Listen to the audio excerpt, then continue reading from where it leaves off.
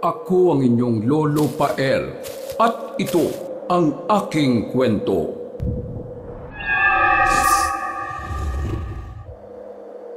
Matapos ang 2 linggo, sa wakas ay matutuloy na rin ang plano ng 27 years old na si Jack. Mismong ang girlfriend niyang si Rosemar na kasi ang nag-aya na pumunta sa kanilang probinsya. Nakatira ang dalaga sa isang isla baryo sa Calabarzon at sinasabing tumatanggap lang ng bisita tuwing kapistahan. At bilang pagdiriwang na rin sa ikauna nilang anibersaryo bilang mag-boyfriend-girlfriend, nagpresenta na mismo ang babae na magtungo sa kanilang lugar. Habang kausap ang college best friend na si Koji-san sa kabilang linya, ay ramdam ang tuwa at saya kay Jack.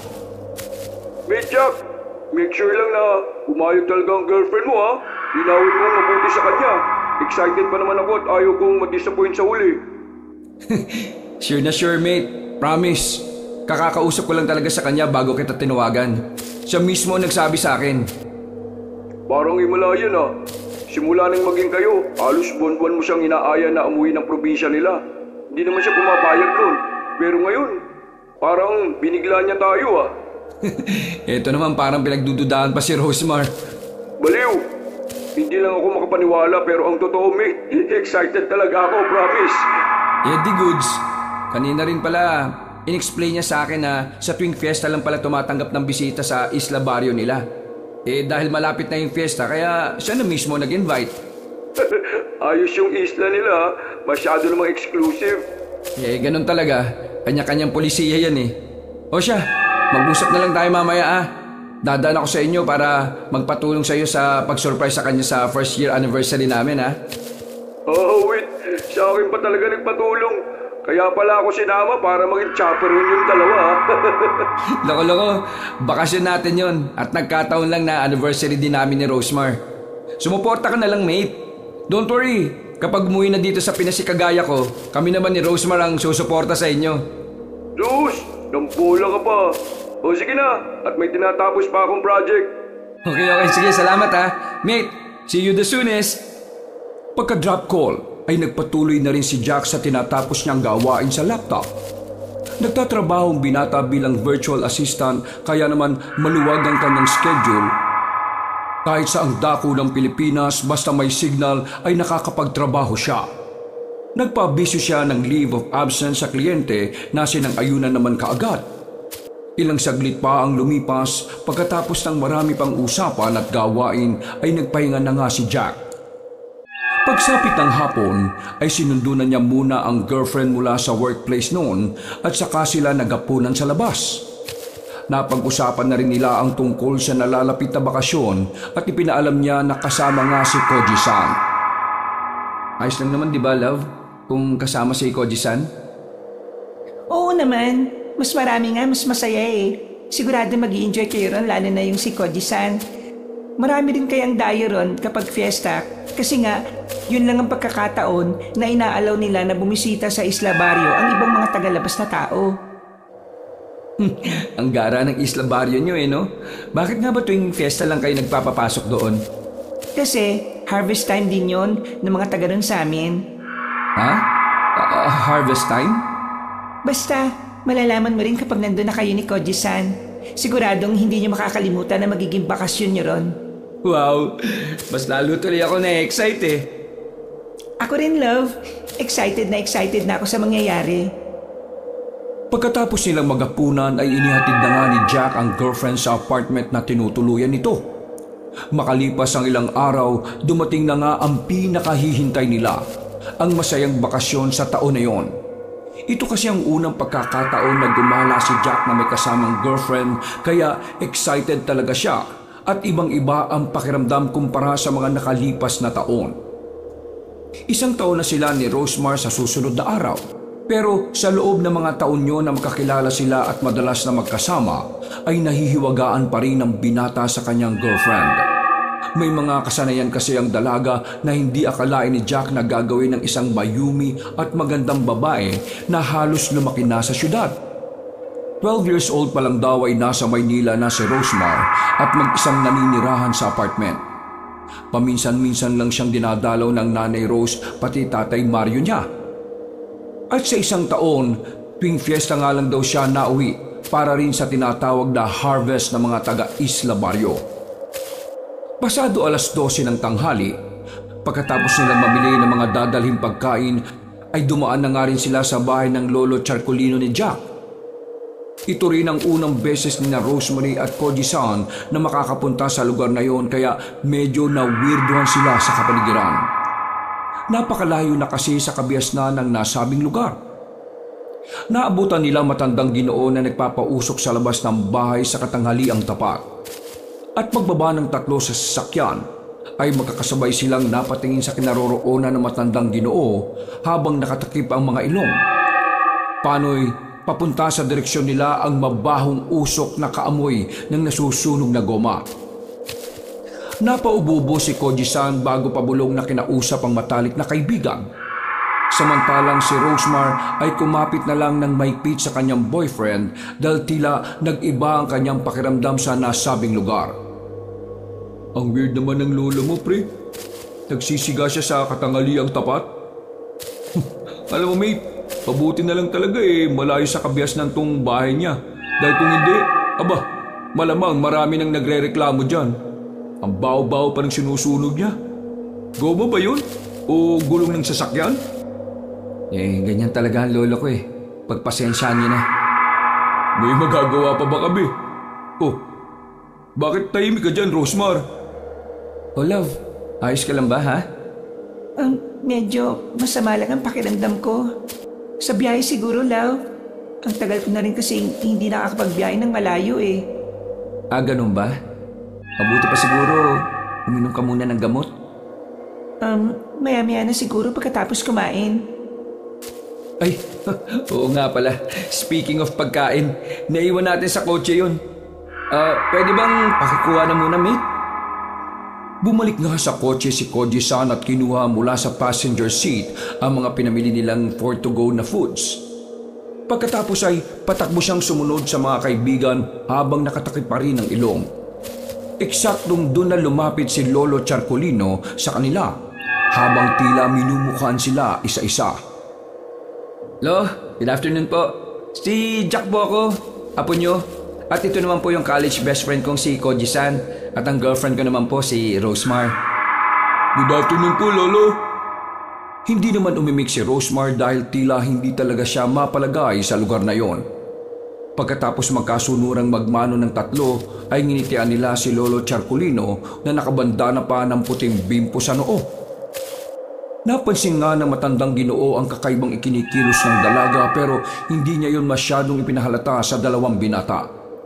Bagkus ay sinuklian niya ang magandang pagtanggap sa 3 bisita. Kawa kayo ng Diyos, Jack at Koji-san. At ano nga pangalan mo, Indeng? Rosemar lang ang sakalam. Ayos ka lang ba, Indeng? May masakit ba sa'yo? Pasensya na po kayo, Lo. Masama po ang pakiramdam niya dahil sa long drive namin. Ay, ganun ba? O siya, sige. Doon muna kayo sa loob dahil mausok dito. Susunod na lang ako sa inyo ron at papatayin ko lang muna ang siga. Tumango lang ang 3 at sumunod na nga sa sinabi ng matandang lalaki. Inalalayan naman ni Jack ang kanyang girlfriend na hindi pa rin maganda ang pakiramdam. Habang si Lolo Charcolino naman ay pasimple lang na nagmamasid sa dalaga. Naglakad nga sila papasok sa loob ng simpleng bahay ng lolo ni Jack. Sa sala pa lang ay tumambad na sa kanilang paningin ng iba't ibang laki at klase ng mga bote at garapon sa istante. Ang ilan ay may lamang mga ugat-ugat, halaman, langis at kung ano-ano pang ginagamit ng matandang Ginoo sa kung ano-anong bagay. Marami kasing kaalaman si Lolo Charcolino patungkol sa mga hindi pangkaraniwang bagay. Kaya naman puno ng mga weirdong bagay ang loob ng kanyang bahay. Pagkupo nila sa lumang wooden sofa na nagpatuloy sa paglilibot ng tingin ni Koji-san dahil ngayon lang napadpad sa lugar na to kaya hindi maiwasang mamangha ng binatang singkit. Subalit sa kabilang banda naman, si Rosemar ay hindi pa rin maganda ang pakiramdam na mas lalo lang bumigat pagkapasok niya roon. Punong-puno kasi ng presensya ang bahay ni Lolo Charcolino kahit pa simple lang to at hindi kalakihan. You know what, mate? Grabe yung vibe sa loob ng bahay ng lolo mo, no? Ang magical ng pakiramdam. Tapos, tingin ko dyan sa mga bote at garapon mga magic potion. Parang enchanted na ang creepy. Gets mo ba? Hindi na halos natapos ng binatang singkitang pagsasalita sapagkat napansin nila si Rosemar na namumutla. Nag-aalala nilang nilapitan ng dalaga hanggang sa bigla na nga lang yung tumayo at nagtungo sa bintana. Saka sumuka ng sumuka. Love, ayos ka lang ba? Anong nangyari sa kanya, mate? Hindi ko alam eh. Mabuti na lang ay pumasok agad si Lolo Charcolino at lumapit sa kanila. Kinuha nga ng matandang lalaki ang isang langis na nasa estante at saka yun ipinahid sa kanyang mga palad hanggang sa uminit. Pagkadaka ay sa kanya ipinuna sa tiyan ng dalaga hanggang sa bumuti ang lagay nun. Sa isang iglap, ang namumutlang mukha ni Rosemar ay bumalik sa dati. Kung kanina ay tila pinagpapawisan siya ng malamig at nangihina, ngayon ay biglang nanumbalik ang kanyang sigla. Dahil doon ay nagulat ang magkaibigan lalo na si Koji-san na manghang-mangha sa nasaksihan. Ano pong ginawa niyo, Lo? Kaya nga po, Lo. Ano pong ginawa niyo at bumuti kagad ang pakiramdam ni Rosemar? Tinatake siya ng kabuhi sa tiyan. Ano po yung kabuhi sa tiyan? Ito yung pinaghalo-halong pakiramdam ng pagduduwal, pagkahilo at pagsakit ng tiyan.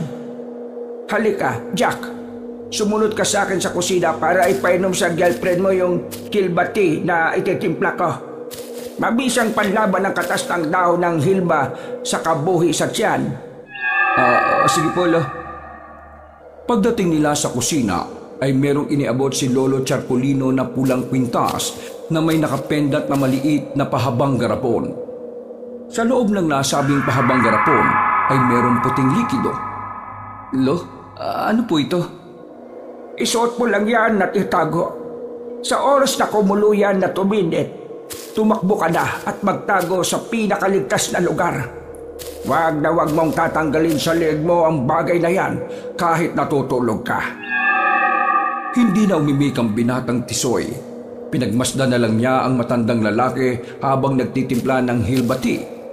May ilan pa tong mga ikinuwento sa kanya hanggang sa maya-maya pa. Nang mapainom na ng hilba si Rosemar, ay mas lalong bumuti ang pakiramdam ng dalaga. Pagkalaon ay lumapit sa kanila si Lolo Charcolino at naupo rin sa lumang wooden sofa na nasa tabi ng kanyang apo. Ano bang sadya niyo at napadalaw kayo dito ng ganitong oras? Wala ba kayo mga trabaho ngayon at saka ang dami mong dala, Jack? Ano-ano ba yung mga yan? Pananghalian po natin, Lo. Anong gagawin ko riyan? Lolo Charcolino, ito pong maliit na paper bag na dala namin, pananghalian po natin. Tapos, yan naman pong malaking eco bag, grocery po yan para sa inyo sa loob ng 1 linggo. Sabi kasi ni Jack, bumili raw kami ng pasalubong para sa inyo. Ay, salamat sa pasalubong. Pero hindi naman ako mahilig sa mga karne-karne na yan. At saka marami akong pananim na kamote dyan sa likuran, no? May mga gulay-gulay din ako at mga pangtsaa. Mas komportable ako sa gayon. Kaya mabuti pa dalhin nyo na lang yan sa pupuntahan ninyo. Lolo, mga gulay-gulay din naman po yan kaya tanggapin nyo na. Nakakaya naman po sa best friend at girlfriend ko na nag-effort pa para bumili niyan para sa inyo. Ay, ganun ba? Ay, siya, sige. Tatanggapin ko yan para hindi naman nakakaya sa inyo. Salamat na lang at nag-abala pa kayo. Naku, walang anuman po, Lolo Charcolino. Nang magkaintindihan na ay inihatag na nga nila sa lamisita ang mga pinamiling pagkain para sa pananghalian. Sabay-sabay silang kumain hanggang sa mabusog maliban lang kay Rosemar na medyo wala pa ring gana. Hindi man ipinahahalata ng matandang Ginoo ay inoobserba niya ang kilos ng dalaga dahil ramdam niya na merong kakaiba rito. Nagtagal pa sina Jack, Koji-san at Rosemar roon ng ilang oras para makapagpahinga sapagkat napakaganda talaga ng lugar ni Lolo Charcolino. At habang nagpapahinga sila sa duyan na nasa ilalim ng matayog na puno ng akasyang nasa likod ng bakuran, ay biglang sumilip ang matandang Ginoo sa bintana bago lumapit sa tatlo. Hindi ko pala natanong kung saan kayo pupunta pa. Buti pa kayo pabaka-bakasyon na lang. Celebration po kasi ng first anniversary namin ni Rosmar, Lo. Pupunta po kami sa probinsya nila. Ay, ganun ba? Pwede bang sumunod ka sa akin saglit, ha? Sige po, Lo. Sumunod nga kagad sa loob ng bahay ang binatang Tisoy, habang sina Koji-san at Rosmar naman ay naiwan sa ilalim ng punong akasya. Pagpasok sa loob ng bahay, ay dumiretso ang binata sa silid ng kanyang lolo. Naabutan niya roon ang matandang lalaki na nagsisindi ng kandila sa tapat ng lemisitang may maliit na plangganang may laman namang tubig. Ano po yan, Lo? Shh! Huwag kang maingay. Pagkasaway na matandang Ginoo, ay nanahimik na muna si Jack at naupo sa bangkitong nasa gilid. Hinayaan niya lang matapos si Lolo Charculino sa pagsisindi ng kandila na kaagad siyang binalingan. Saan probinsya ba kayo pupunta, ha? Hindi ko pa eksakto alam yung lugar eh. Kung gusto niyo po, itatanong ko kay Rosmar. Kasi probinsya po kasi nila yun. Ay, hindi na bale. Lumapit ka rito at pagmasdan mo tong gagawin ko. Bakit po ba, Lo? Ano po bang problema, ha? Pinag-iingat lang kita. Mahirap na po at baka kung mapano pa kayo. Alam mo naman ang karamihan sa probinsya rito sa atin sa Pilipinas, punong-puno ng kahiwagaan. At kapag hindi ka mapag-obserba sa paligid, kung minsan nagdadala to sa panganib o kapabakan. Kumpiyansa naman po ako na ligtas doon sa lugar nila, Rosmar. Safe na safe po ron. Mas safe pa sa safeguard. Ay, huwag mong gawin biro ang lahat, Apo. Katulad nga ng sinabi ko kanina, mas maigi na ang maging maingat sa paligid mo. Dahil hindi lahat ng nakikita mo ay totoo. May mga kasamaang nagtatago sa anyo ng pagiging mabuti at kapag nasilo ka na, bago mo mapagtanto ang mga bagay-bagay ay huli na ang lahat dahil nahulog ka na sa patibong. Lo, ang lalim naman nun. Para saan po ba to? Tapos na pala. Tingnan mo. Sabay nilang pinagmasdan ang imaheng nabuo sa tubig na nasa maliit na planggana matapos ipatak doon ng matandang lalaki ang kandila. At gano'n na nga lang ang gulat ni Jack nang makita na mula sa patak ng kandila ay may nabuong imahe na parang isang sirena. Ano po yan? Sirena po ba yan? Isang magindara ang nakikita ko. Magindara? Ano po yun? Isa silang uri ng aswang sa tubig. Ang kalimitan sa mga magindara ay tinatawag din na magagandang aswang ng katubigan. Ang kanilang mukha at katawan ay gaya sa kaakit-akit na dilag. Samantalang ang kanyang katawan sa bewang pababa ay gaya ng sa buntot ng isda. Madalas silang nangaakit ng mga kalalakihan gamit ang kanilang alindog at magandang tinig. Bukod doon, ay pinaniniwalaan ng mga magindara ay kumakain lamang ng mga lalaking may karanasan na sa pakikipagtalik dahil nalalason sila sa mga dugo ng berhen o ng mga musmus na lalaki. Safe pala si Koji-san sa mga yon kung ganun. Sinabi ng huwag mong gawing biro ang lahat, Apo. Pasensya na po, Lo. Hindi ko lang talaga maiwasan ng matawa. Kasi naman, may aswang dagat po pala. Hindi po ba sirena lang ang tawag sa mga yan? At saka, totoo po ba sila? Sa tingin mo, Apo, magtatagal ba ako sa pag-aaral ng mga ganitong bagay kung hindi ito totoo? Nasabi yun ng matandang Ginoo dahil alam ni Jack ang dating katayuan ng kanyang lolo noon. Sikat na propesor ng batas noon si Lolo Charculino sa isang kilalang universidad sa bansa. At dahil sa matindi niyang paniniwala sa mga bagay na hindi pangkaraniwan na meron namang batayan at ebidensya, ay tinalikuran niya ang propesyong yon. Basta ang payo ko lang sa'yo ay mag-iingat kayo sa lugar na yon.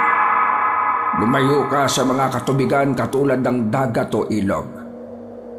Totoo ang aswang at totoo ang magindara. Kaya huwag mo silang gawing biro, apo.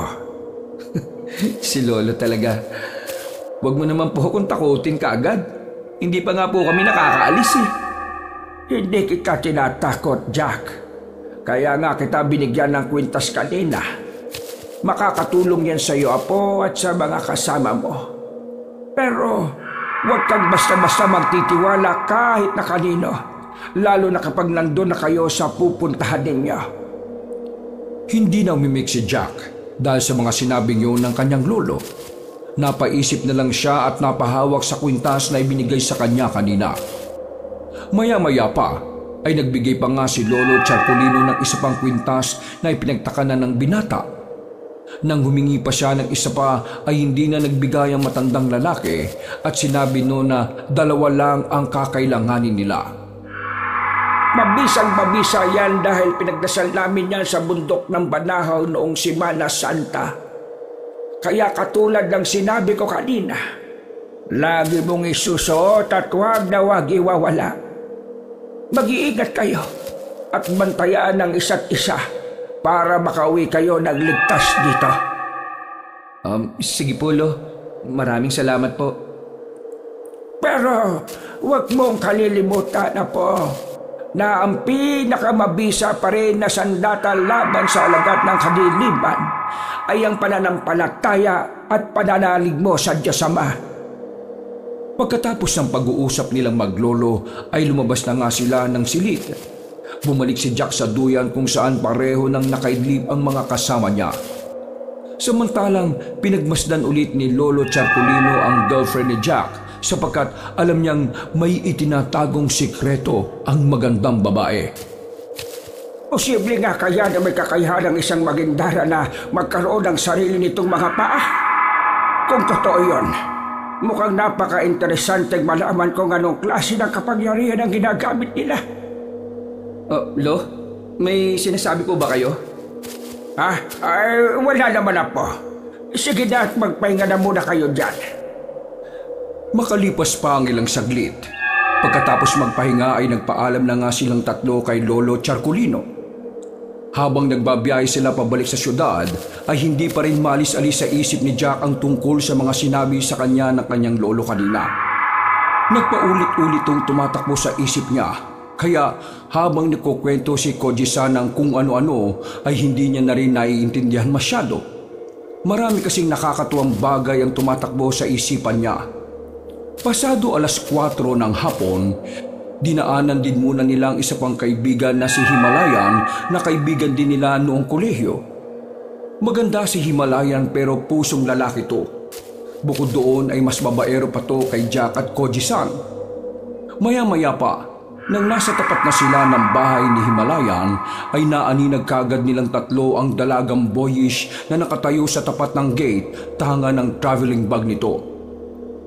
Pagka-park ng sasakyan, ay kagad din silang pumasok sa loob ng bahay ng kaibigan at doon nag-usap-usap para sa pagbabiyahe nila bukas. Nagkanya-kanyang paghahanda muna ang magkakaibigan at pagkalaon ay excited nilang pinag-usapan ang lugar na pupuntahan. Osmar, bigyan mo naman kami ng hint dun sa probinsya nyo. Na-excite na kasi talaga ako eh. Marami bang babae ron? Yung mga naka-bathing suit? Love, ano ba itong kaibigan mo?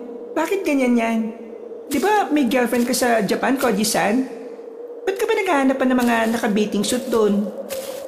Ay, naku, hindi naman niya malalaman yun eh.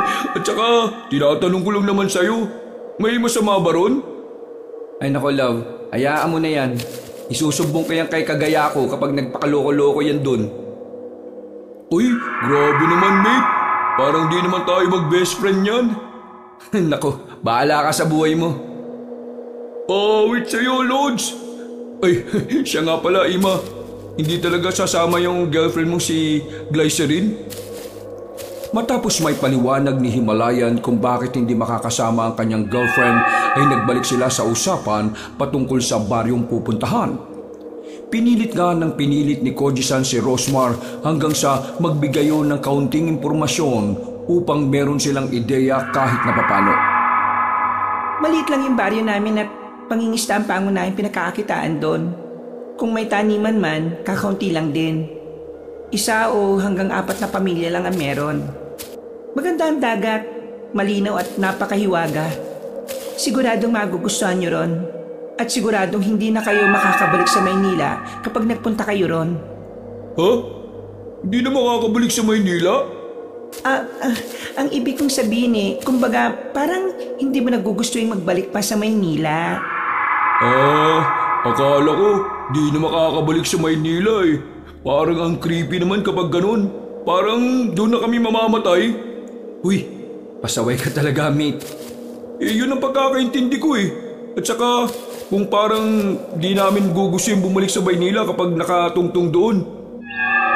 Yun ang pagkakaintindi ko eh. Biruin mo sasabihin hindi na namin gugustuhin bumalik sa Maynila kapag nakatungtong doon. Bakit ikaw naman?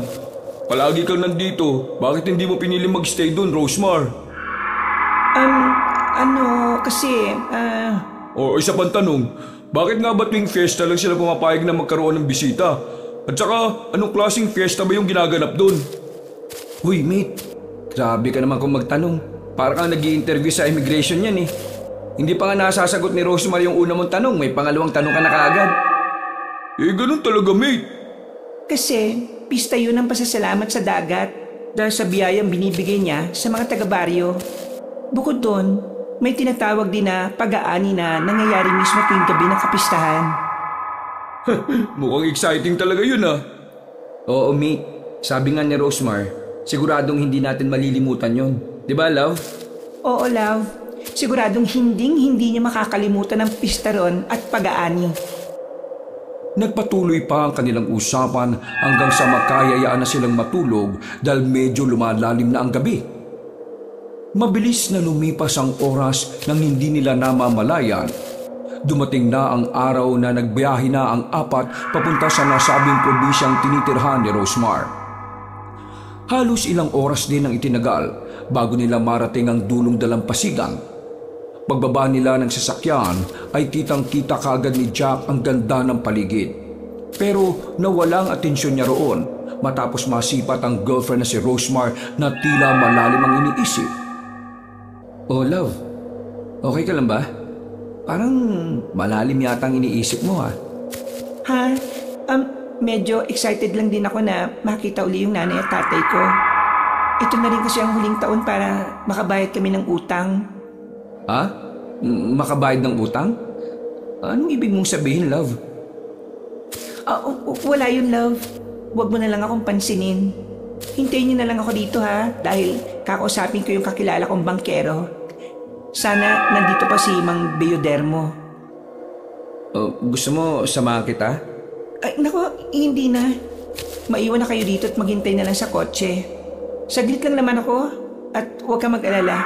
Wala naman mangyayari masama sa akin dahil may mga nakakakilala rin sa akin dito. Okay. Ingat, Rosmar ah.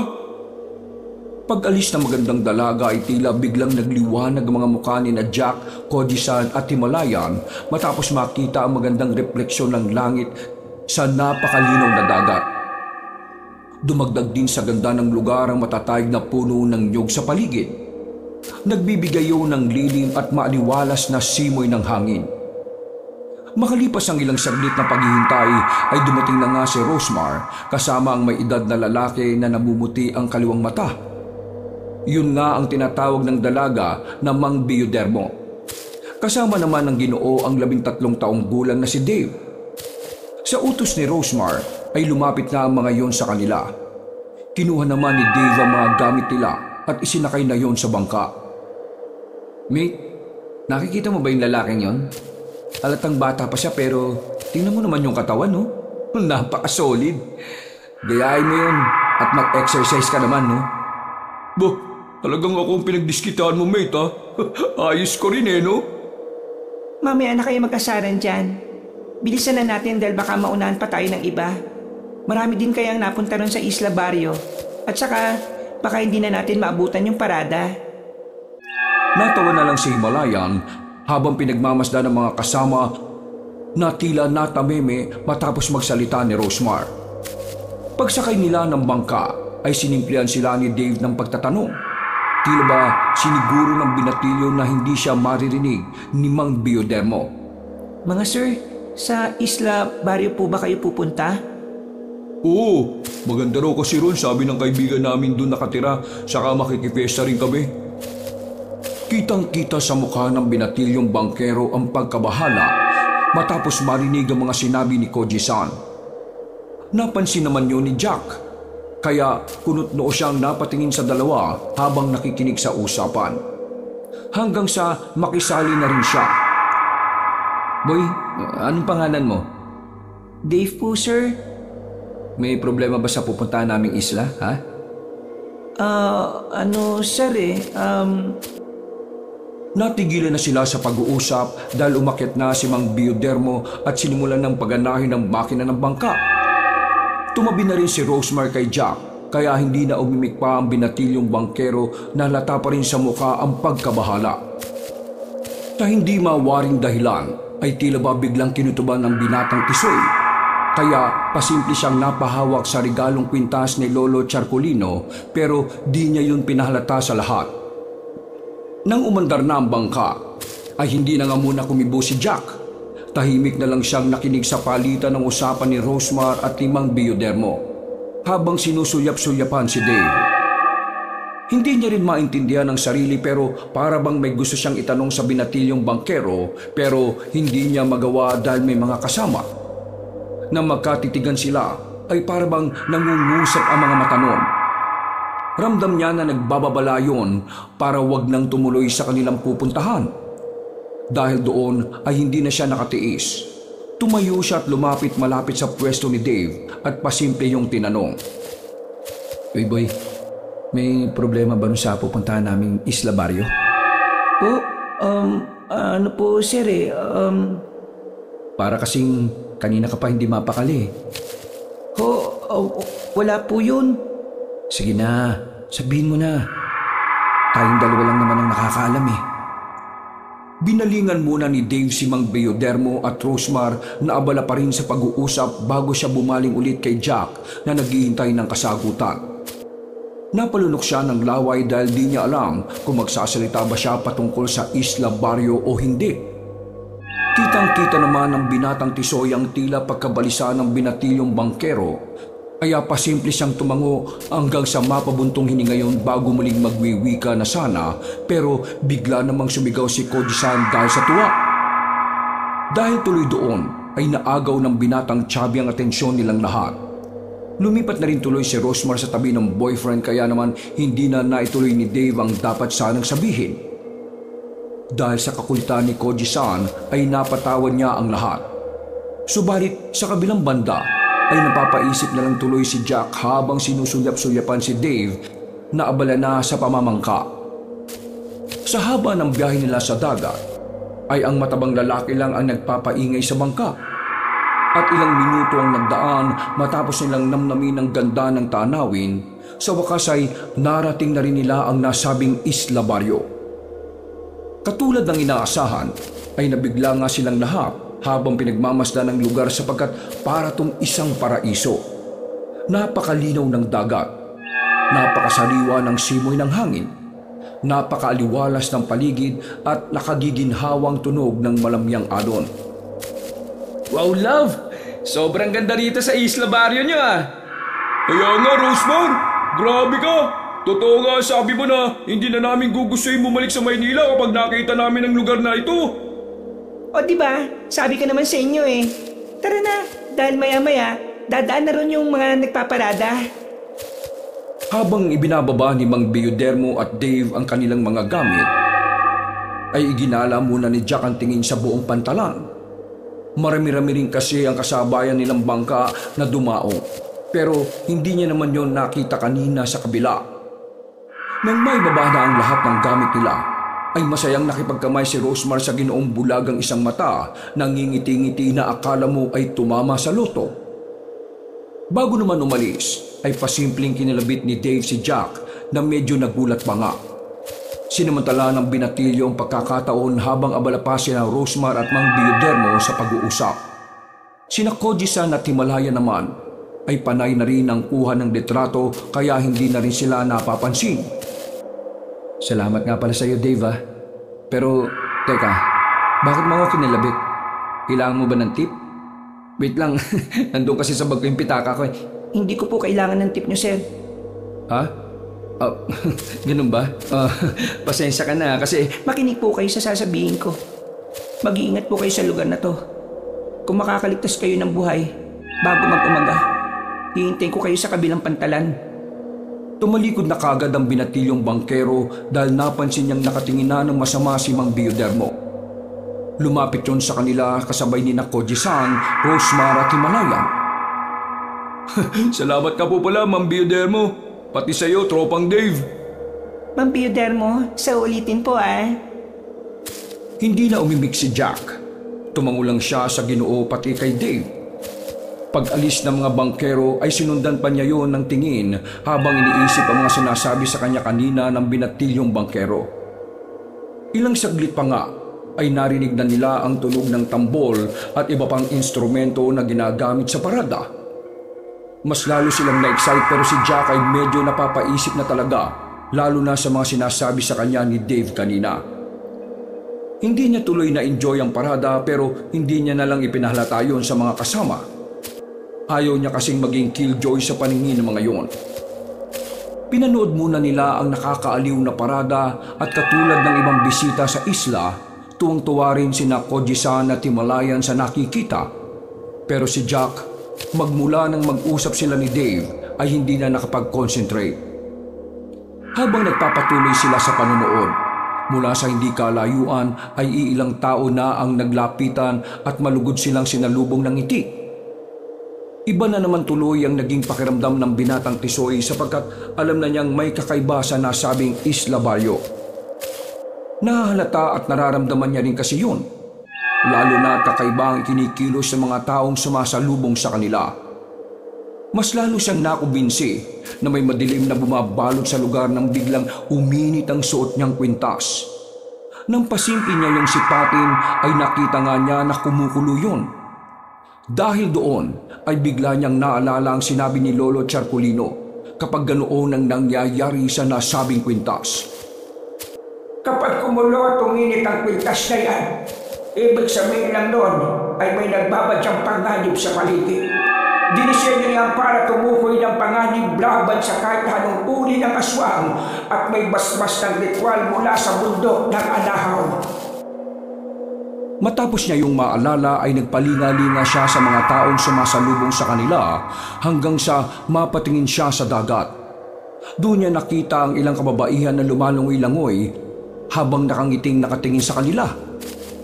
Nang dumakong muli ang mga mata niya sa tubig dagat, ay doon niya nga napansin na tila malaisda ang kalahating katawan ng mga kababaihan.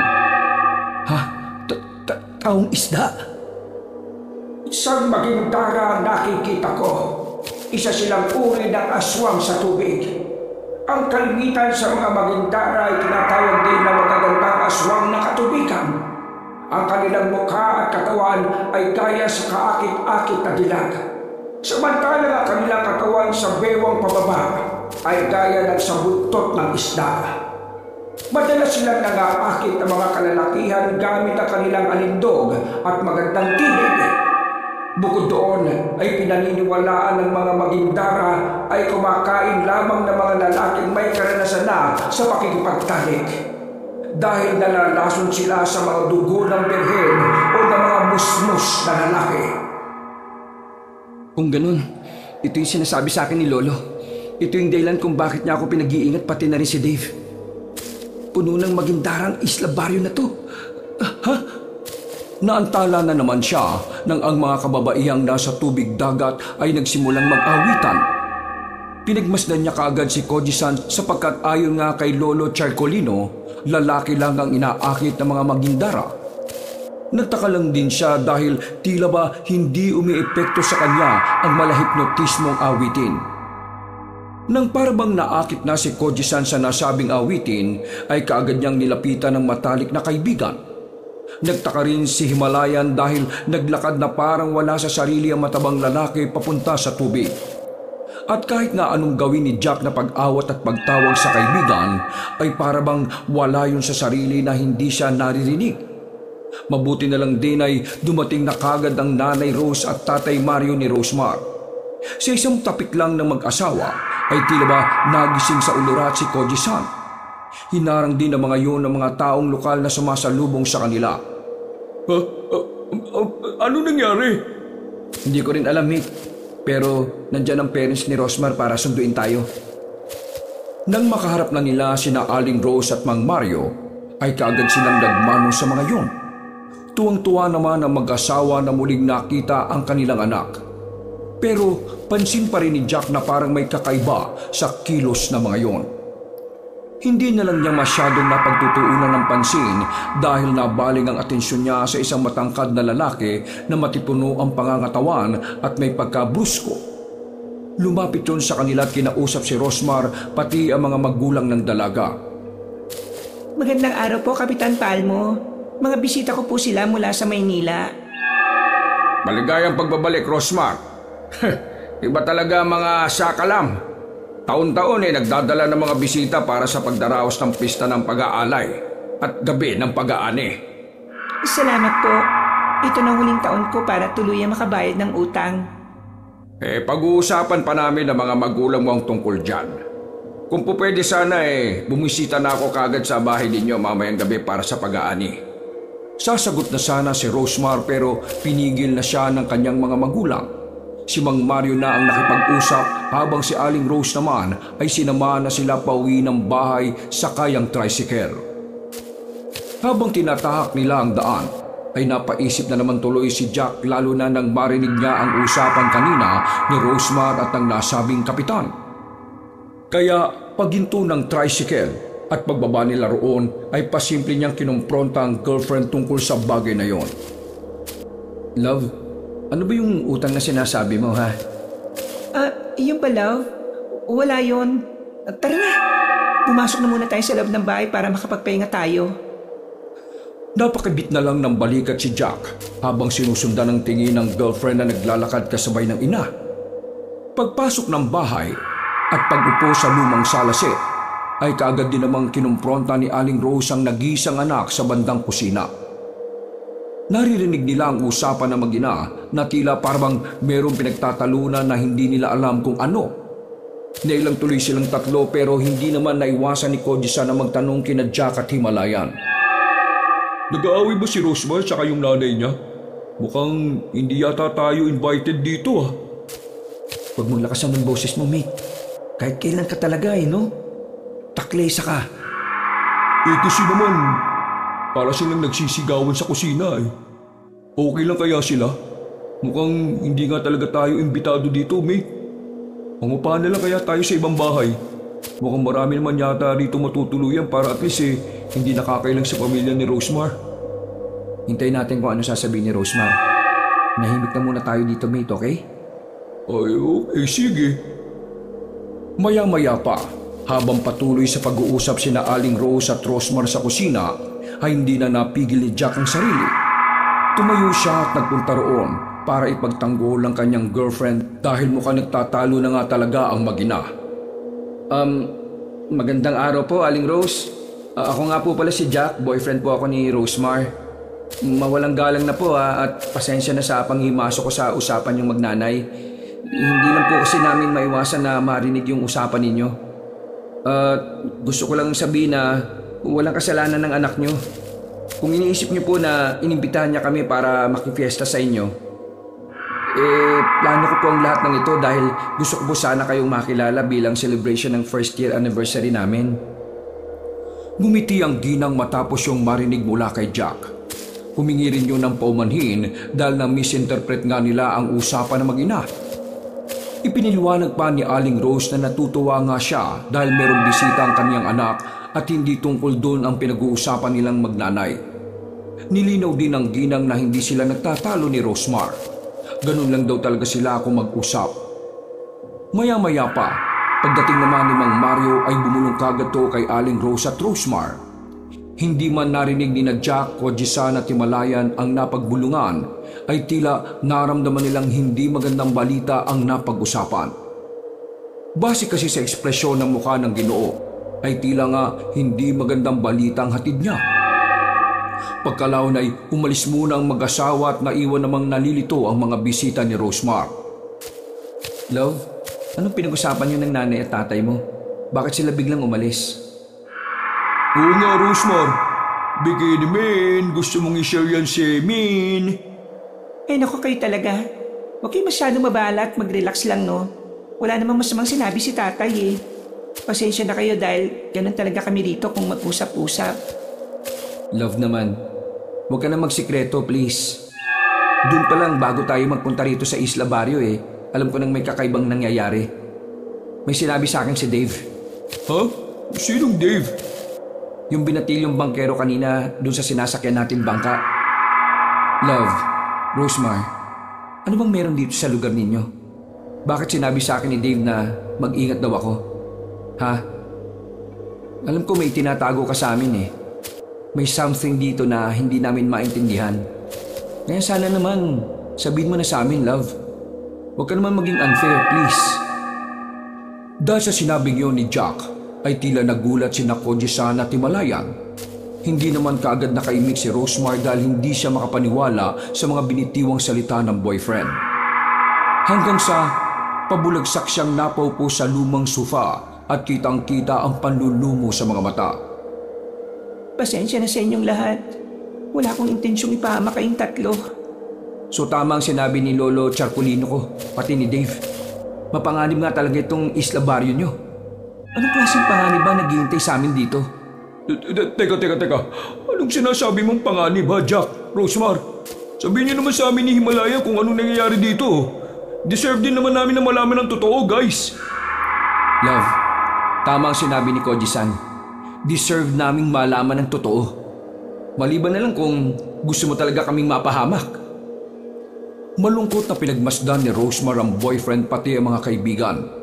Pagkalaon ay napabuntong hininga siya bago sabihin ang buong katotohanan. Pasensya na talaga guys. Love, Kodji, at Ima. Ang totoo niyan kasi, meron kaming pagkakautang kay Kapitan Palmo. Kapitan Palmo? Siya ba yung bruskong lalaki kanina na kausap mo nung nasa pantalan tayo banda? Oo. Matagal na panahon kaming nagkaroon ng pagkakautang sa kanya. 12 years old pa lang ako noon. Yun ang dahilan kaya ako umalis sa lugar na to at nagpunta sa Maynila. Ha? Ano bang ibig mong sabihin? Alam kong hindi kayo maniniwala sa sasabihin ko ngayon. Pero galing ako sa angkan ng mga Magindara. Ang nanay ko ay isang Magindara na nabiyayaan ng pagkakataon para makatapak sa lupa. Ang tatay ko naman ay galing sa angkan ng Gabunan.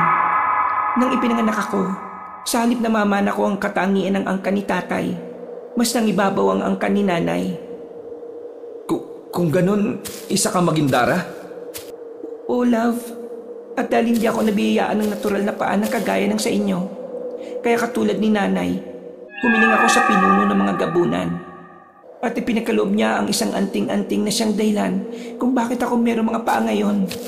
Bilang kapalit ng pagtapak sa lupa, kinailangan ko yung bayaran sa loob ng 13 taon. Kaya, taon-taon, sa araw ng pag-aalay at sa gabi ng pag-aani, kailangan ko magdala palagi ng bisita sa Isla Barrio bilang handog sa mga taga dito. Yun ang dahilan kung bakit tuwing kapistahan lang pinapayagan na magkaroon ng bisita sa lugar na to. Sapagkat sila ang magsisilbing alay sa umaga at ani sa gabi. Anong sinasabi mo, Rosemar? Teka, ano ba nangyayari rito? At wala akong maintindihan, ha? Hindi na natapos ng matabang lalaki ang pagsasalita sapagkat merong inuluwa si Rosemar na kumikinang na asul na bato at sa isang kisap mata ay bigla na lang naging buntot ng isda ang kanyang mga paa. Nanlaki ang mga mata ni na Jack, Kodji-san at Himalayan sa kanilang nasaksihan. Nagkusot-kusot pa sila ng mga mata hanggang sa makumpirma nga na totoo ang kanilang nakikita. Kasabay noon ay biglang uminit at kumulo din ang kwintas ng binatang Tisoy kaya mas nasiguro niyang totoong magindara si Rosemar. What the... Halimaw ka? Hindi siya halimaw, isa siyang magindara. Tama naman ang sinabi ni Koji-san. Halimaw nga ang mga kagaya ko at ang lahat ng nandito sa isla. Ang isla baryong ito ay tiraan ng mga magindara at gabunan. Pero sa paglipas ng panahon, ang karamihan sa amin ay naging sibilisado na rin tulad ng mga normal na tao. Natuto na kaming umunawa at magmahal. At nung napadpad ako sa Maynila, mas lumawak ang pangunawa ko sa mundo. Sa kabilang banda, ay tumindi ang konsensyang nararamdaman ko dahil sa pakikisalamuha sa tao. Ayaw ko nang gawin ng mga pinag-uutos ni Kapitan Palmo pero ayaw ko rin mawala ang mga paa ko. At kayo, at ikaw, Jack. Hindi na napigilan ng dalagang magindara ang pagtagas ng kanyang mga luha. Dahil doon ay nilapitan siya ni Jack at niyakap ng maigpit na ikinagulat niya.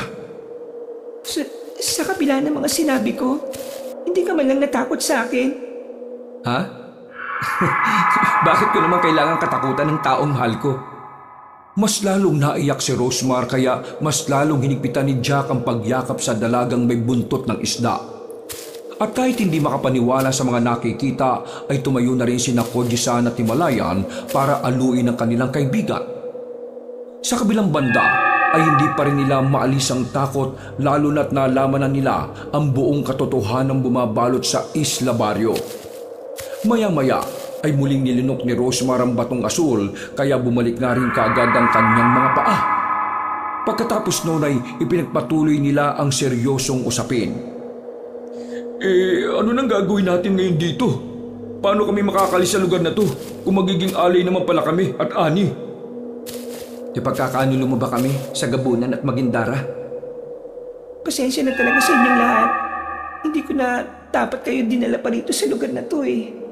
Hindi ko kayo kayang ipagkanulo pero siguradong hindi papayag si Kapitan Palmo. Lalo na nakita na niya kayo kanina. Mas lalo tuloy nang ilabot sina Koji-san at Himalayan sa kanilang narinig. Habang si Jack ay iniisip ang mga sinabi sa kanya ni Lolo Charcolino. Pwede naman tayong mamangka pabalik sa kabilang isla, di ba? Total, hindi pa naman lumulubog ang araw.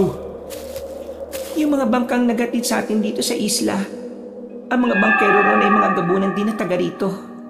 Walang normal na tao ang naghahatid ng bangka papunta sa lugar na ito. Kaya imposibleng sinabi mo, Koji-san. Doon na lang naalala ni Jack si Dave na nagsabi sa kanya kanina. Pero nang sinabi ng kanyang girlfriend na gabunan din ng binatilyo, ay nagduda na tuloy siya at naisip na baka patibong lang ang suwestyon niya sa kanya. I'm sorry guys, hindi ko talaga intensyon na ipahamak kayo. Wala lang akong choice dahil kapag hindi ko ginampanan ang sinumpaan ko kay Kapitan Palmo, papatayin niya ang pamilya ko at kukunin ng sapilitan sa akin yung asul na bato. Love, huwag ka mag-alala. Maayos natin to. Pero paano mate? Mukhang tama nga talagang sinabi ni Rosemar kanina. Na di na tayo makakabalik ng Maynila. Napabuntong hininga ang Tisoy na binata at pagkatapos ay napatakip mukha siya gamit ang dalawang palad. Nang makita naman yun ng matalik niyang kaibigan ay lumapit yun sa kanya at tinapik-tapik siya sa likod.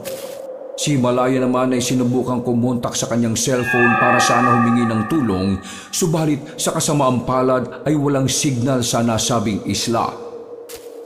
Habang pinagmamasdan ni Rosemar ang mga kaibigan at nakapagdesisyon na nga siya na hindi isusuko mga yon kay Kapitan Palmo, ngayon niya lang kasi napatunayan na tunay at tapat ang mga kaibigan niya sa kanya.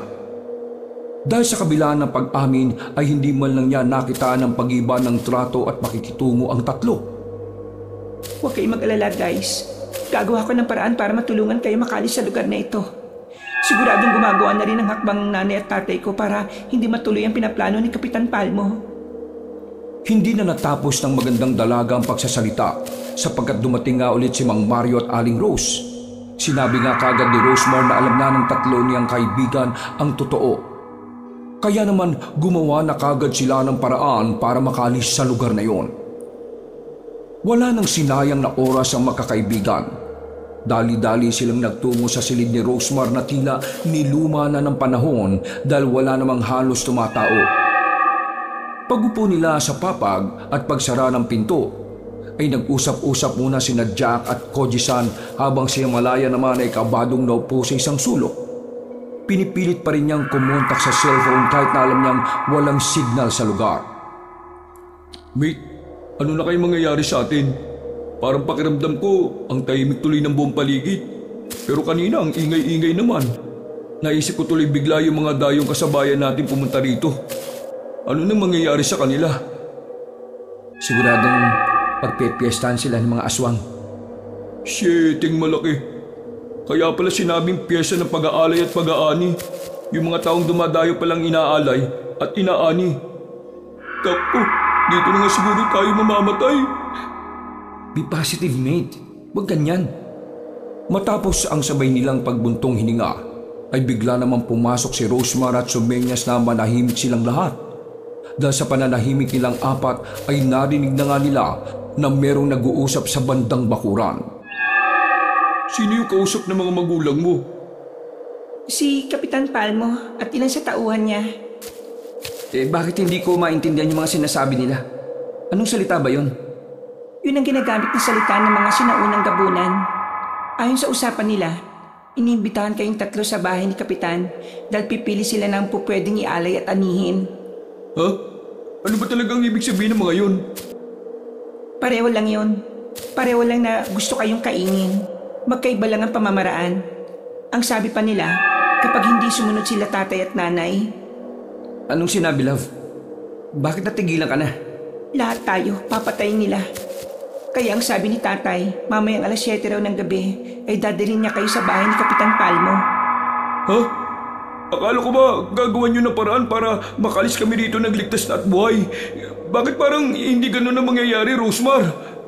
Dahil sa sinabing yun ni Koji-san, ay nagsimula na ng maluhan ng katahimikan si Himalayan dahil sa sobrang takot. Inalo-alo naman siya ni Jack upang mapakalma. In-encourage din ng binatang Tisoy ang mga kasama na magpakatatag sa sitwasyon nila. Kahit ang totoo ay kinakabahan din talaga siya. Hindi itong oras para matakot tayo. Dapat, mas tapangan pa natin. Magtiwala lang tayo na makakaligtas tayo sa lugar na to. Huwag kayong mag-alala. Nakausap-usap na kami nila nanay at tatay kanina. Hindi namin kayo pagkakanulo dahil ayaw na ng magulang ko. Pati na rin ako. Ang may inosenteng tao pa ang madadamay. Sigurado kung sinabi lang yun ni tatay para paniwalain sila. Maniwala kayo sa akin. Hindi magagawa yan ng magulang ko. Nangyari na noon yan sa amin kaya hindi na nila hahayaang maulit. Magtiwala kayo sa mga magulang ko kung papaano pinagkatiwalaan niyo ko at pinagkatiwalaan ko kayo bilang magkakaibigan tayo. Sana lang din, tulungan niyo ko na makumbinsi sila nanay at tatay na umalis na sa lugar na ito. Napatingin lang ang tatlo sa seryoso mukha ni Rosemar at pagkatapos noon ay nakarinig na nga sila ng mahihinang katok sa pinto na sinundan ng boses ni Aling Rose na nagsasabing po pwede na silang lumabas. Nang nasa sala na sila, ay naghain muna na makakain ng ginang para sa kanila at pagkatapos noon ay saka sila nagpatuloy ng pag-uusap. Hindi na nila nakita si Mang Mario sapagkat sumama na muna to sa grupo ni Kapitan Palmo. Ipinaliwanag nga ng babae na pinalabas lang ng kanyang asawa na isusuko sila para lang makumbinsi ang kapitan na tapat pa rin sila sa mga kapulungan ng Gabunan at Magindara. Marami pang naikwento si Aling Rose patungkol sa kung paano siya naging sibilisadong Magindara na hindi katulad ng iba na gumagamit ng hipnotismong awitin para makapambiktima ng inosenteng tao. Ayon kasi sa ginang, itinuturing na sibilisado ang isang Magindara kung nakakaunawa na rin to ng mga kagawian ng tao. May tanong lang po sana ako sa inyo bilang isang mga sibilisadong Magindara.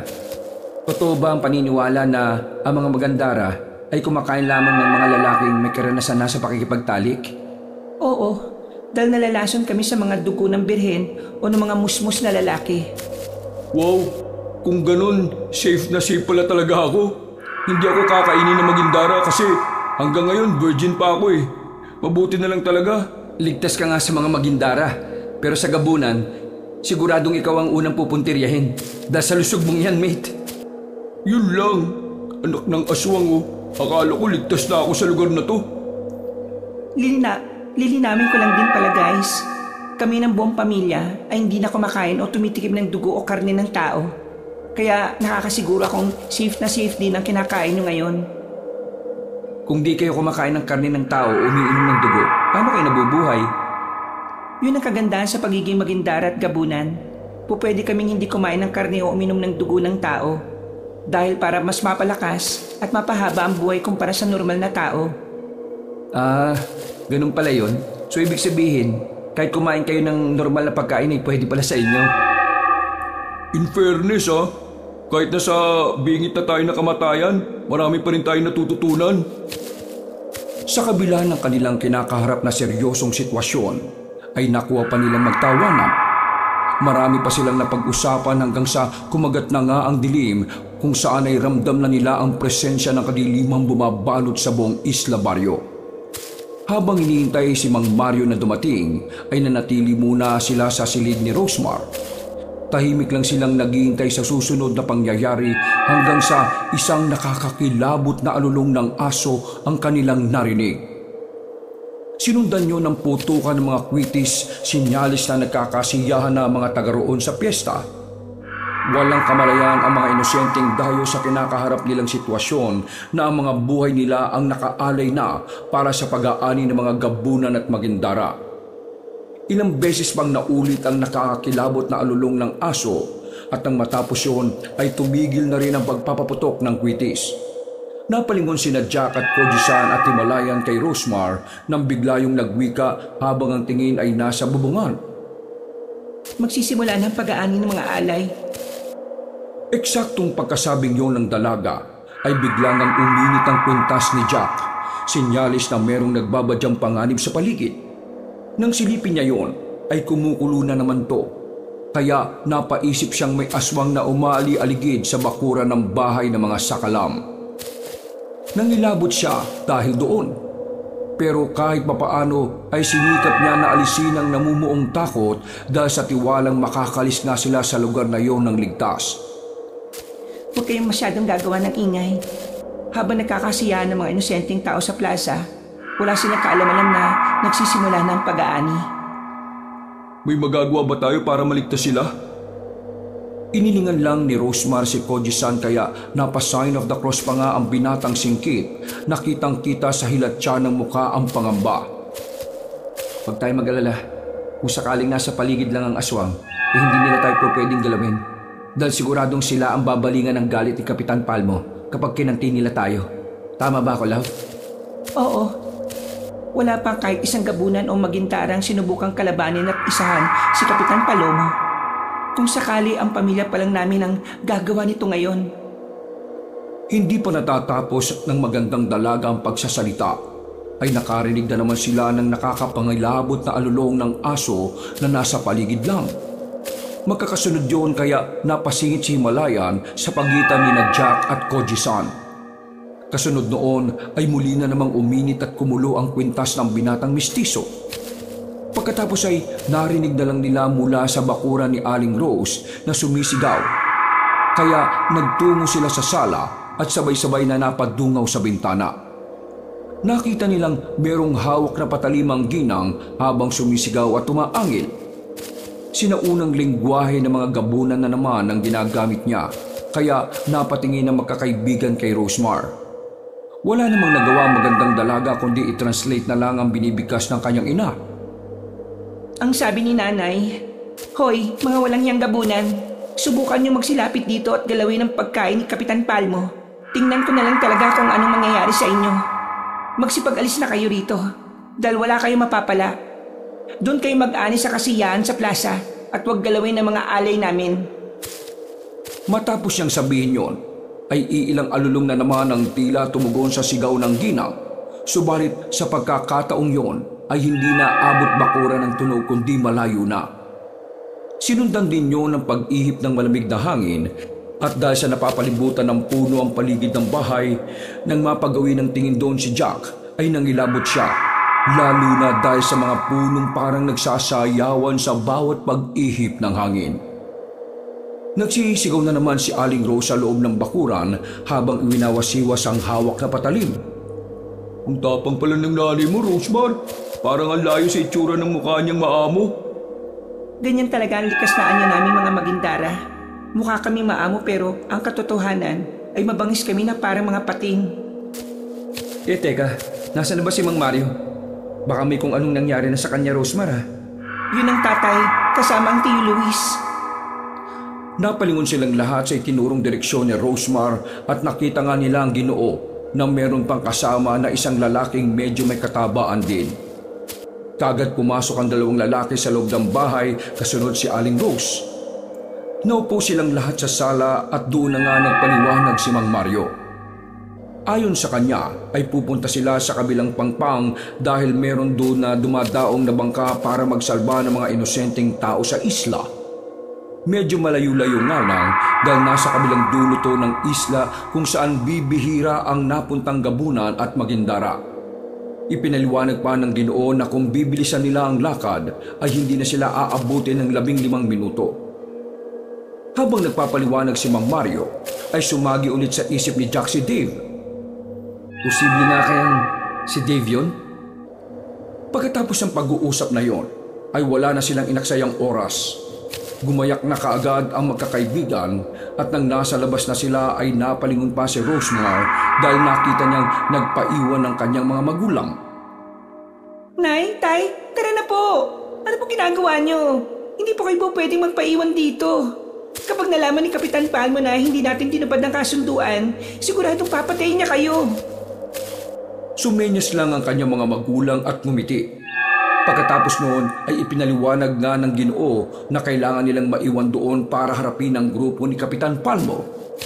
Dahil doon ay naiiyak na lang na niyakap ng mahigpit ni Rosemar ang mga magulang sapagkat alam niyang ito na marahil ang magiging huli nilang pagkikita.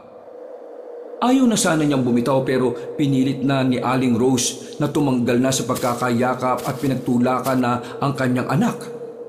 Baka kasi matunugan pa sila at makita roon ng mga gabunan. Love, tara na! Lumakad na tayo dahil baka may makakita pa sa atin dito.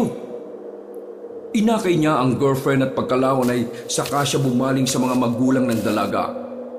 Mang Mario, Aling Rose, natutuwa po ako at nakilala ko kayo kahit na sa maiksing oras lang. Pangako ko po sa inyo na mamahalin ko ng tapat ang anak nyo. Kahit sino o ano pa po siya. Hindi ko siya paiiyakin. Nakangiting tumango ang mag-asawa saka siya hinawakan sa noo bilang pagbasbas at pagpapala. Maya-maya pa, labag man sa kalooban ay wala nang nagawa si Rosemar kundi sundin ang sinasabi ng magulang. Nang makalayo na sila sa bahay ay tahimik ang lahat habang sinusundan si Tio Ruiz na siyang nakakaalam ng daan papunta sa kabilang dulo ng pangpang. Mas makakaiwas na maagaw ang atensyon ng mga gabunan na nakatira sa maliit na nayon. Mula roon ay naririnig na nga nila ang sigawan ng mga inosenteng tao na isa-isa ng inaani ng mga aswang. Nadidinig nila ang kalakkakan ng mga halimaw habang nagmamakaawa ang kanilang mga biktima. Nang marinig yun ni Himalayan ay hindi niya maiwasang manginig sa takot. Napahinto siya at napahawak sa tenga habang umiiyak dahil naiisip niyang baka siya na ang sumunod na mapahama. Kagad siyang inakay ni Rosemar at niyakap para kahit papaano ay maibsan ang takot na nararamdaman niya. Ima, huwag ka mag-alala. Makakauwi tayo ng buhay. Pinapangako ko yan. Tara na't lumakad ka na. Pakiusap. Mabuti na nga lang din ay nakumbinsi niya ang kaibigan. Kaya nagpatuloy na sila sa pagtahak ng madilim na daan habang naririnig pa rin ang sigawan, pag-iyak at pagmamakaawa ng mga inosenteng tao mula sa hindi kalayuan. Sina Jack at Koji-san, kahit kinakabahan na rin ay pinipilit na lang din ng mga sarili para matakasan nila ang kamatayan sa gabing yun. Nang nasa kalagitnaan na sila ng nasabing kakahuyan, ay eksakto na naman na meron na namang umalulong na aso. Malakas yun at talagang nakapangingilhabot. Kaya saglit silang napahintong lahat At pagkatapos ay sumenyas ang Ginoong nangunguna na manahimik muna sila saglit. Para hindi rin makita ay umupo sila at nanatili sa kani-kanyang pwesto. Dahil sa dilim ng paligid ay hindi maiwasang kabahan ng magkakaibigan. Ito ang unang pagkakataon ni Jack na makaranas ng ganoon kaya hindi niya alam kung ano ang gagawin. Naramdaman na lang niya ang maigpit na pagkapit ni Koji-san sa kanyang braso. At nang lingunin niya ang matalik na kaibigan, ay naluluhan na rin to ng tahimik. Mate, huwag kang mag-alala. Makakauwi tayo ng buhay. Makakauwi tayo. Gusto ko nang umuwi, mate. Gusto ko nang umuwi. Para mapakalma ang matalik na kaibigan, ay hinipitan nga ni Jack ang paghawak sa kamay noon. Ramdam na ramdam kasi niya ang pangangatog ng katawan ng binatang singkit. Mate, magpakatatag ka. Makakaalis tayo dito. Promise yan. Hindi tayo pababayaan ng Diyos. Hindi siya natutulog. Thank you so much, mate. I love you. Niyakap pa ni Jack ng maipit si Koji-san hanggang sa tuluyan ng kumalma ang katawan noon at mawala ang pangangatog. Nang sa tingin naman ni Mang Luis na ayos na ang lahat, ay saka siya muling nanguna sa mabilis na paglalakad. Kasunuran niya si Jack, Koji-san, Himalayan at Rosemar. Maya-maya pa ay muli na naman silang nakarinig ng 3 beses ng magkakasunod na alulong. Naramdaman din ng tisoy na binata ang biglang pag-init at pagkulo ng kwintas kaya siya biglang napahawak sa dibdib. Bigla niyang nilingon si Mang Luis na nagpatuloy pa rin sa paglalakad kaya pinigil niya yun. Mang Luis, huwag po kayong dumaan dyan. Delikat, ha? Hindi pa man natatapos ang binatang tisoy sa pagsasalita ay meron na ngang sumulpot na isang nakakatakot na nilalang sa kanilang harapan. Natigilan silang lahat at napatingala sa halimaw dahil sa nasa 7 talampakan ng taas nito. Mahaba mga kamay nito na abot sa tuhod, matutuli sa mga kuko. Mahaba pero lagas-lagas na ang itim na buhok. Halos lumuwa na ang mga ugat at namumulang mga mata. Lubog ang ilong na parang sa paniki. Naglalaway ang bibig habang dumidila-dila at tumuusli ang mahabang pangil. Pagkakita sa kanila ng nasabing aswang ay bigla tong umungol ng pag-aralgal. Umalingaw-ngaw yun sa buong kakahuyan dahilan para magliparan ng mga ibong namamahinga. Sinundan din yun ng alulong ng iba pang aswang na mga nasa hindi kalayuan. Loko na. Madali kayo, guys. Halos may matay naman si Himalayan pagkakita sa nasabing nilalang. Mabuti na lang ay naalalayan siya ni Rosemar at mahinang pinagsasampal sa pisngi hanggang sa matauhan siya. Nang dadamba na ang nasabing aswang sa 2 babae, ay biglang nagpalitan ng anyo si Mang Luis at nilundagan ng nasabing aswang. Nagulat silang lahat kaya wala kagad nakakilos sa kanila habang nagpapagulong-gulong ang 2 aswang. Dahil sa magkapareho na lang ang itsura ng 2 kaya nalito si Jack kung sino ron si Mang Luis. Ano nang gagawin natin? Mamamatay na tayo rito! Mamamatay na tayo rito! Mate, kumapit ka sa akin. Makakatakas tayo rito. Kaya halika na! Pag-abot ng matabang lalaki sa kamay niya, ay lumagpak naman sa harapan nila ang aswang na sumasalakay kanina. Dahil doon ay pareho silang napaupo ni Koji-san habang pinagmamasdan ng naghihingalong aswang. Napatras pa sila hanggang sa masagi ni Mang Luis na nasa anyong aswang gabunan pa rin. Pagkakita nila sa Ginoo ay nahintakutan din sila dahil para tong isang taong lobo. Sa sobrang takot pa nga ay napaihina si Koji-san sa kanyang salawat. Kagad namang hinatak ni Jack ang matalik na kaibigan matapos sumenyas ng kasama nilang gabunan na magpatuloy sa paglalakad.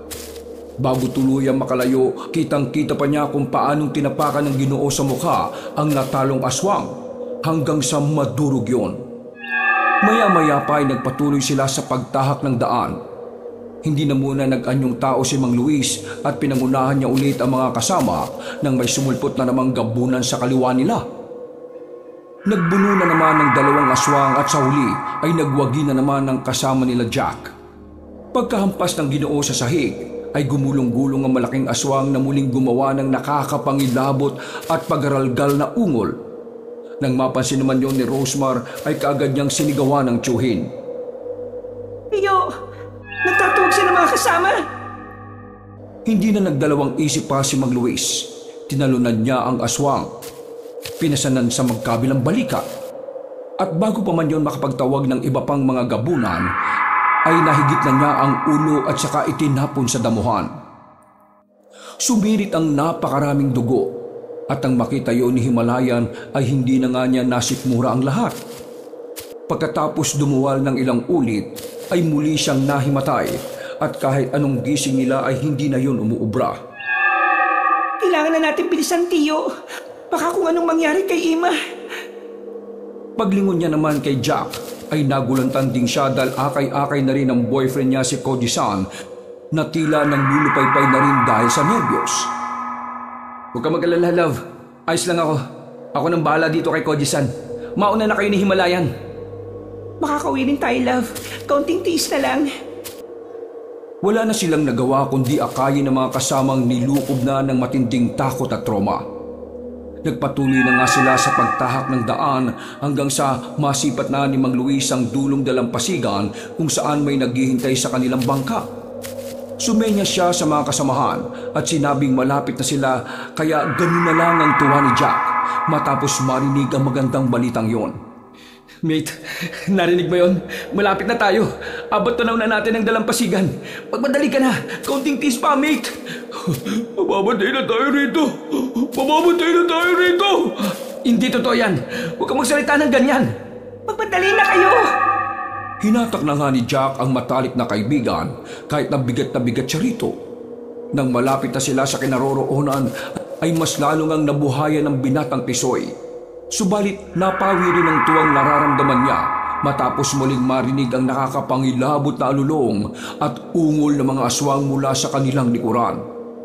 Paglingon niya sa gawing yun ay nakita pa niya kung paano maggalawan ng mga puno mula roon na tila ba tinatalon-talunan ng mga aswang na humahabol sa kanila. Dahil doon ay mas tumindi ang pag-init at pagkulo ng kanyang kwintas. Kinumutan kagad siya ng takot at sa kanilingon sina Rosemar at ang iba pang kasama. Mga kasama, maraming aswang sa likuran natin. Bilisan niyong tumakbo! Dahil sa sinabi niyang yon, ay sabay-sabay na napalingon ng mga kasama niya na pagkuhan ay bumaling din kagad sa tinatahak nilang daan. Huminto si Mang Luis at pinauna na silang magkakaibigan. Pagkatapos ay umungol siya ng malakas bilang pagpapakita ng kapangyarihan at lakas sa mga gabunang humahabol. Nang mapagtanto yun ni Rosemar, ay saglit siyang napahinto, saka bumaling sa tiyuhin na nakahanda na sa pagsalakay ng mga kalaban. Tiyo Luis, ano pong ginagawa niyo? Umungol ulit ng malakas ang Ginoo bago lumingon sa kanya, habang nagwiwika ng sinaunang salita ng mga gabunan. Nang maintindihan yun ng dalaga, ay hindi na rin niya napigilan ang pagpatak ng mga luha.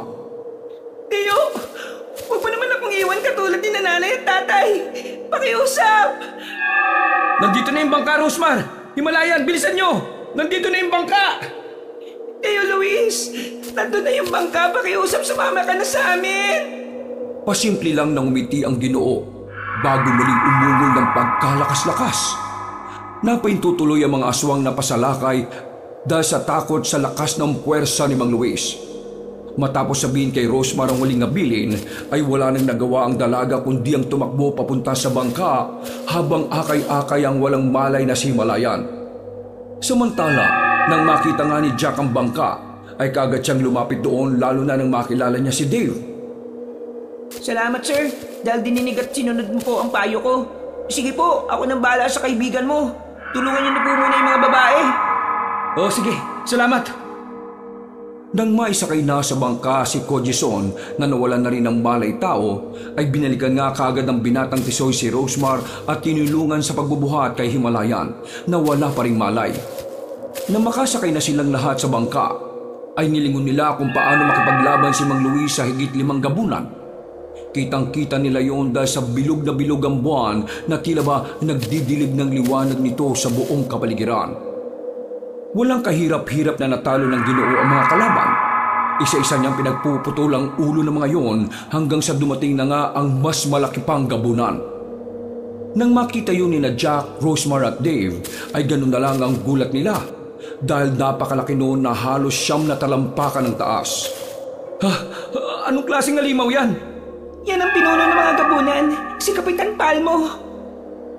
Saglit silang natigil sa pag-uusap dahil tumunog na ang makina ng bangka. Sinyales na lalarga na sila. Umapit kay Mikey! Aalis na po tayo! Pagkatango ng magkasintahan ay muli nilang binalingan ng labanan ng mga gabunan. Kitang-kita nila kung paanong malupog si Mang Luis dahil napakalayo ng laki nito sa pinunong gabunan. Sa huling pagkakataon ay umungol ng malakas ang tiyuhin ni Rosemar bago sinalakay si Kapitan Palmo.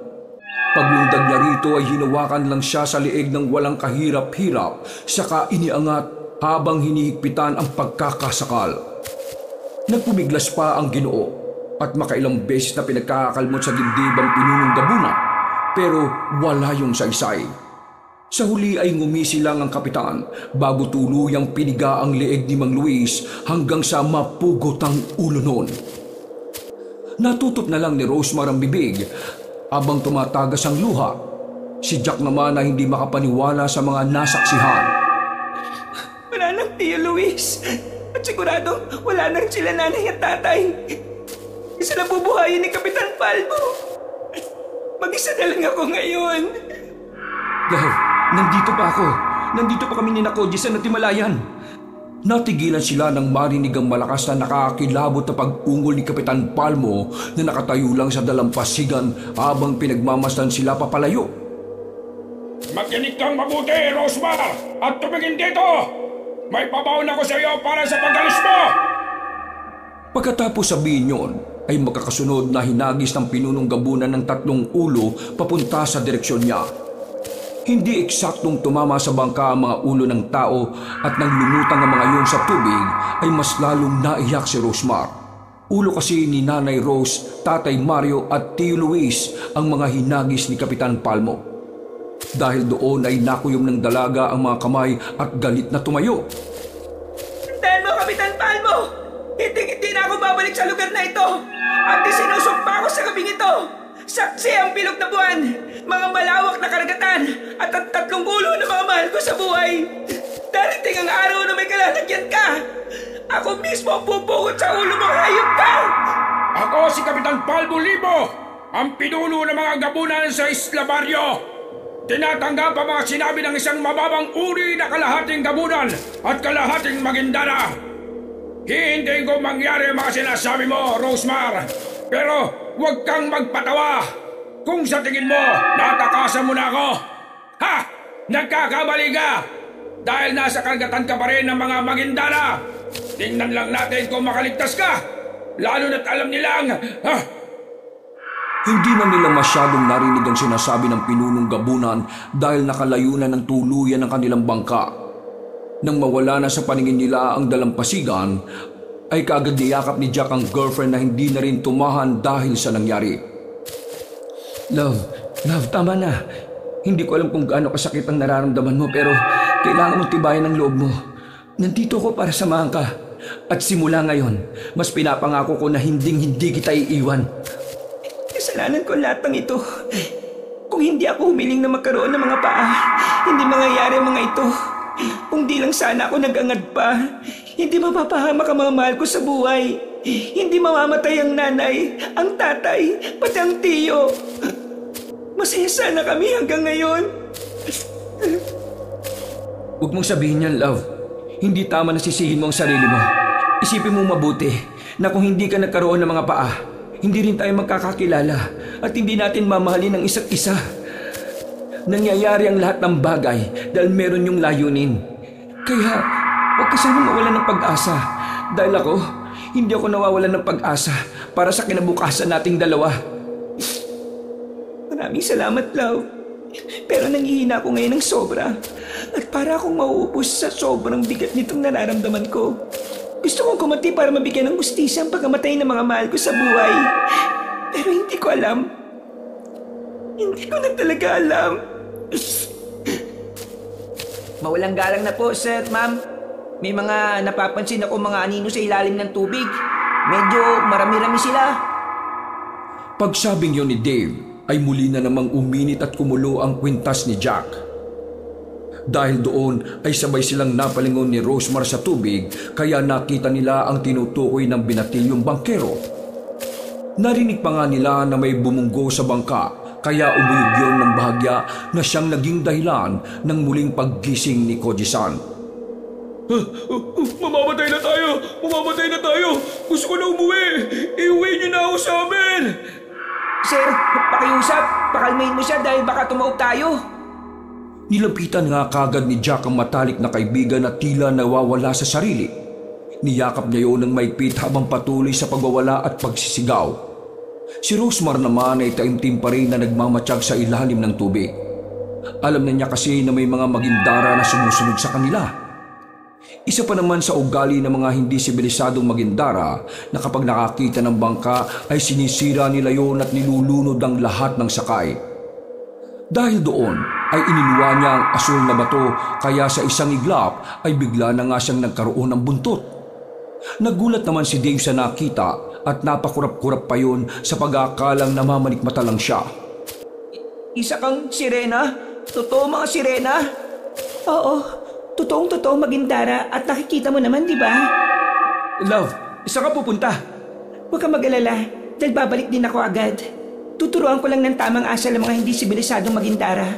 Pagtalon ko, ituloy niyo lang ang pagbabangka. Susundan ko na lang kayo.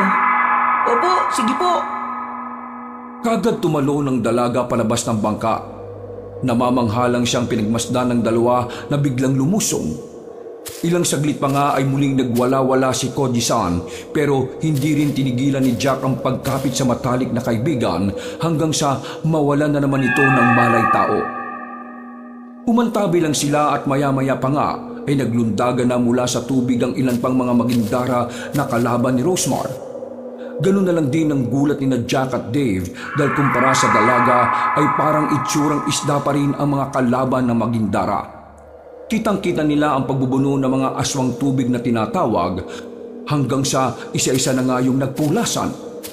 Dahil doon ay pansamantalang inihinto ni Dave ang bangka at hinintay ang mga sumunod na mga pangyayari. Pagsulpot ni Rosemar ay sakato gumawa ng ingay na nakakabingi at parabang nakakabasag ng tenga. Lumitaw din mula sa tubig ang tatlong kalaban ng dalaga. Galit na umaangil ang mga yun na mukhang sasalakay pa pero hindi nagpatinag ang magandang babae. Sige, subukan niyong gawa ng masama ang sakay ng bangkang ito. Sinisiguro kasi niyong sa sahig ng karagatan kayo pupulutin. Alis! Magsialis na kayo bago pa ako magalit. Umangil lang ang mga aswang dagat bago sila nung tuluyang tigilan at hindi nangagambalain. Nang hindi na maramdaman ni Rosemar ang presensya ng mga magindara, ay muli niyang niluno ng asul na bato saka sumakay sa bangka. At makalipas pa ang ilang sandali, ay nakita na nga nila ang kabilang pangpang, kaya nakahinga na ng maluwag si Jack. Nang dumaong sila, ay nag-alangan pa ang dalaga dahil naalala niyang may mga gabunang bangkero pa sa lugar na yon. Huwag po kayong mag-alala ate, hindi po ako isang gabunan.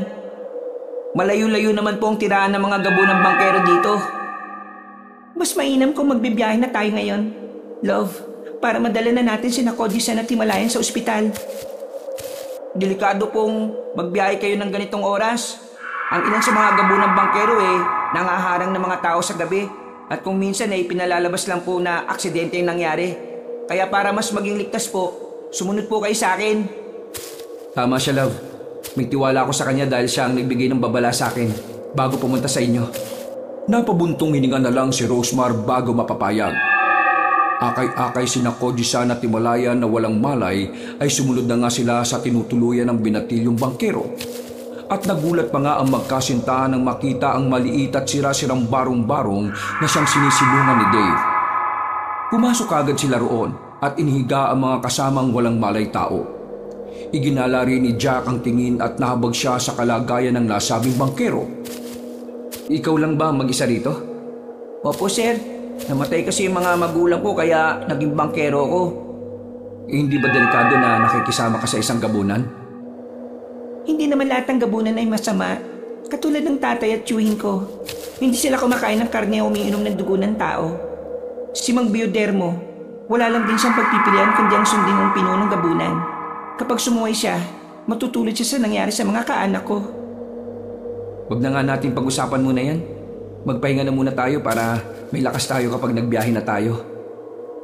Dahil nga sa matinding pagod gawa ng nangyari ay nakatulog kagad sila. Nagising si Jack ng bandang 3:00 matapos maramdaman ang pag-init ng kwintas. Nang tingnan niya yon ay kumukulo ng sobra kaya kagad siyang napabangon at napasilip sa labas mula sa mga butas ng dingding. Doon nga ay nakita niya ang isang gabuna na sumisinghot-singhot kaya kagad niyang ginising sina Rosemar at Dave. Dahil tuloy doon ay napansin sila ng nasabing gabuna na kaagad sumalakay. Nagising din sina Koji-san at Himalayan gawa ng pagkasira ng tuluyan ng dingding ng barong-barong. Nang makita ni Rosemar ang nasabing aswang, ay napuno na naman ng galit ang kanyang dibdib. Napakuyom siya ng mga kamao at napakagat ng labi hanggang sa magdugo yon. Samantalang si Jack naman ay inakay sina Koji-san at Himalayan na tila natutulala na matapos makita ang nakakatakot na halimaw. Natroma na kasi ng sobrang dalawa kaya naman halos hindi na sila makagalaw. Tumulong naman si Dave kaya nakalabas sila ng bahay ng ligtas pero naiwan sa loob si Rosemar. Dave, pakitingin muna sila ha. Please, babalikan ko lang si Rosemar. Sige po sir, mag-iingat pa. Mag-iingat po kayo. Pagkatango ay nagmadali na ngang kaagad si Jack na bumalik sa loob ng barong-barong na tila paghuhuna. Love, Rosemar, lumabas ka na dyan. Nandito ako sa pinto. Makailang beses na siyang sumigaw pero walang lumalabas na Rosemar. Tanging paghiyaw na lang ng gabuna nang naririnig niya mula sa loob ng nasabing bahay. Kaya naman hindi na rin siya nakatiis pa. Kabado siyang pumasok doon hanggang sa tumambad sa kanyang paningin ng dugo ang girlfriend. Nakapatong si Rosemar sa naghihingalong gabunan habang patuloy niya itong pinapalo ng matigas na bagay sa ulo. Hindi tumitigil ang dalaga kahit halos magkadurug-durug na ang bungo ng aswang. Naawat lang siya matapos yakapin ng maigpit ni Jack mula sa likuran. Love, tama na yan. Patay na siya. Patay na siya. Nang tila bumalik ang ulirat ni Rosemar ay sa kanya muling pinagmasdan ng napatay na gabunan. Bumalik na yun sa anyo ng tao pero hindi na makilala ang mukha sapagkat durug na ang ulo. Pinagmasdan niya lang ang tattoo sa braso ng Ginoo kaya nakilala niya kung sino ito. Napatay ko siya, love. Umiiyak lang na niyakap ni Jack ang girlfriend at pagkatapos noon ay lumabas na nga sila sa bahay.